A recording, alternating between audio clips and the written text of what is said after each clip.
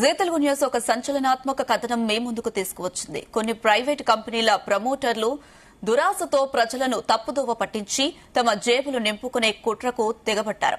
అలాంటి కంపెనీలలో Dalmia Bharat group of కంపెనీలు, దాని ప్రమోటర్ పునీత్ దాల్మియా కూడా ఉన్నారు. ఇక ఈ కుంభకోణంలో ఒక స్ట్రగ్ బ్రోకింగ్ సంస్థ కూడా పాలుపంచుకుంది.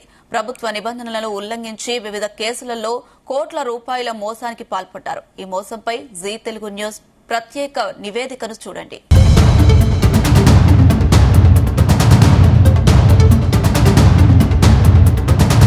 ఈ కుంభకోణంలో నలుగురు కీలక పాత్రధారులు.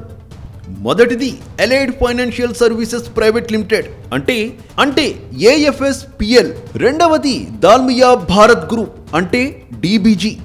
మూడవది దాల్మియా సిమెంట్ భారత్ లిమిటెడ్. ఇక నాలుగవది పునీత్ దాల్మియా.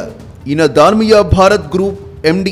కంపెనీలు ఉద్దేశపూర్వకంగా ప్రభుత్వ నిబంధనలు ఉల్లంఘించినప్పుడు భారీ లాభాలను ఆర్జించడమే వాటి ఏకైక లక్ష్యం. ముందుగా స్టాక్ బ్రోకింగ్ సంస్థ అయిన allied financial services private limited గురించి చూద్దాం. క్లయింట్లకు నెలకు 2.5% లాభం ఇస్తామని నమ్మిస్తూ ఒక పథకాన్ని నడిపినట్టు ఈ సంస్థపై ఆరోపణలు ఉన్నాయి. ఇది సెబీ నిబంధనలను బహిరంగంగా ఉల్లంఘించడమే.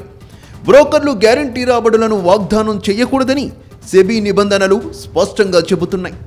అయినప్పటికీ AFSPL తన ఖాతాదారులకు నెలకు 2.5% అంటే సంవత్సరానికి 30% గ్యారంటీ ప్రాఫిట్ వస్తుందని ప్రామిస్ చేసింది. ఇప్పుడు ఈ కుంభకోణంలో ప్రమేయం ఉన్న దాల్మియా భారత్ గ్రూప్కు చెందిన కంపెనీలను పరిశీలించే సమయం వచ్చింది. Dalmia Bharat limited, Dalmia cement limited, Dalmia OCL India limited.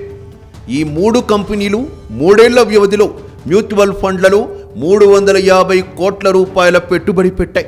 ఈ మ్యూచువల్ ఫండ్ యూనిట్లను మోసపూరితంగా తాకట్టు పెట్టారని సీరియస్ ఫ్రాడ్ ఇన్వెస్టిగేషన్ ఆఫీస్ నివేదిక పేర్కొంది.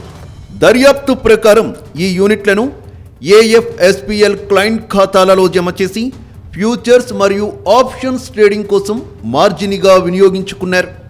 AFSPL ప్రమేయంతో DBG గ్రూప్కు చెందిన డీమ్యాట్ ఖాతాలలో అవకతవకలు జరిగాయని ఆరోపిస్తూ Dalmia Bharat group economic offences వింగ్కు ఒక లిఖిత పూర్వక ఫిర్యాదు చేసింది.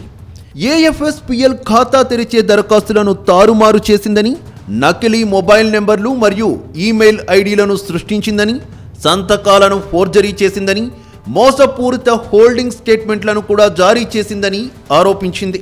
దర్యాప్తు క్రమంలో SFIO ఒక అత్యంత ఆశ్చర్యకరమైన విషయాన్ని వెలుగు చూసింది. దాల్మియా భారత్కు చెందిన 12 డీమ్యాట్ అకౌంట్లలో ప్రత్యేకంగా దాల్మియా భారత్ గ్రూప్కు చెందిన మ్యూచువల్ ఫండ్లు ఉన్న ఆ 3 ఖాతాలలో AFSPL మోసానికి పాల్పడింది. మిగిలిన 9 డీమ్యాట్ ఖాతాలలో ఎలాంటి అవకతవకలు జరగలేదు. దాల్మియా గ్రూప్కు చెందిన మ్యూచువల్ ఫండ్లను తాకట్టు పెట్టడం ద్వారా 40 కోట్ల విలువైన వడ్డీ చెల్లింపులు కాయిన్ ట్రైబ్ వినిమయ్ అనే 2 సంస్థలకు మళ్లించబడ్డాయి.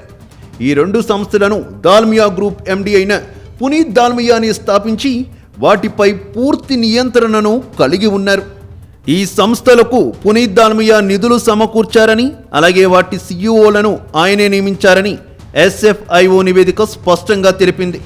ఈ సంస్థ ఆర్థిక కార్యకలాపాలను కూడా దాల్మియా భారత్ గ్రూప్ బృందమే నిర్వహించింది.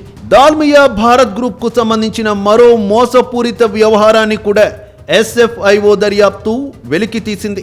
DBL షేరు ధరను కృత్రిమంగా మార్చారు. మార్కెట్ నుంచి నిధులు సమీకరించడం ద్వారా అనుబంధ సంస్థ అయిన KKR సులభంగా వైదొలగడానికి వీలు కల్పించే ఉద్దేశంతోనే అలా చేసింది. ప్రస్తుతం SEBI ఈ వ్యవహారంపై కూడా దర్యాప్తు జరుగుతోంది. అంతేకాదు దాల్మియా గ్రూప్ పై జరిపిన విచారణలో SFIO మరో మోసపూరిత వ్యవహారాన్ని కూడా వెలికి తీసింది. దాల్మియా గ్రూప్ కు చెందిన OCL ఇండియా సంస్థ వాటాల కొనుగోలు కోసమనే ముసుగులో ప్రమోటర్లకు 1021 కోట్ల రూపాయలు చెల్లించింది. అయితే ఈ చెల్లింపు జరిగిన తీరు చట్ట విరుద్ధమని రుజువైంది. దాల్మియా గ్రూప్ కార్పొరేట్ పాలనా నిబంధనలను పూర్తిగా ఉల్లంఘించింది. సీరియస్ ఫ్రాడ్ ఇన్వెస్టిగేషన్ ఆఫీస్ తన దర్యాప్తు నివేదికను కార్పొరేట్ వ్యవహారాల మంత్రిత్వ శాఖకు సమర్పించింది.